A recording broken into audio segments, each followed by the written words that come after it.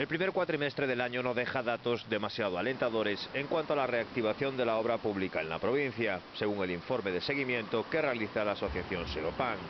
Entre enero y abril se licitaron obras por un importe de 41.067.000 euros, lo que supone un 20% menos que en el mismo periodo del año anterior. La comparativa con otras provincias gallegas deja a Ourense en último lugar en cuanto a volumen de obras licitadas. De hecho, los 41 millones licitados en la provincia suponen tan solo el 2,9% del total de Galicia, que supera los 1.409 millones de euros. La mayoría de las inversiones las recibe a Coruña, el 45% del total, con 638,8 millones, seguida de Pontevedra con 372 millones. Mientras tanto, en Lugo se licitaron obras por 215,4 millones, lo que cuadruplica la cifra ourensana.